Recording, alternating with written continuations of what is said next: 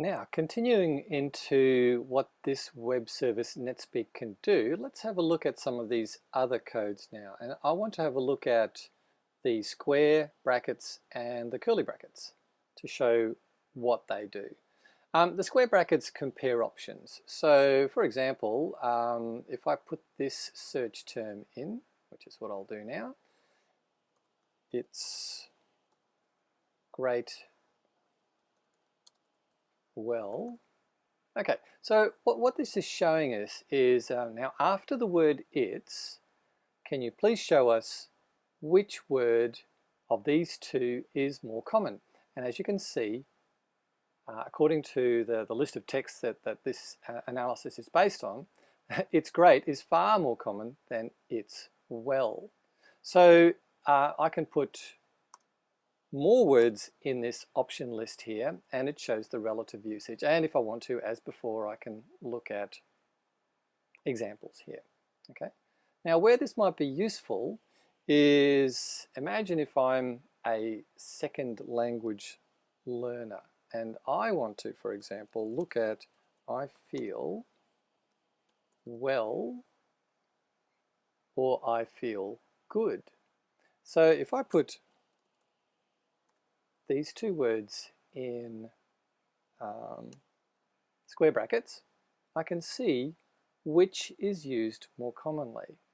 Of course, we have to be a bit careful here because there's a difference between which use is more common and also which use is what we might consider to be grammatically correct. And if we look at some of these listings, we can actually see that because some of these may lead us to blog posts. Oh yes, here. That is a blog post on grammophobia.com, which talks about the difference between I'm well or I'm good. So anyway, that allows us to look at options and then explore how the language is actually used. Okay, so that's the square brackets.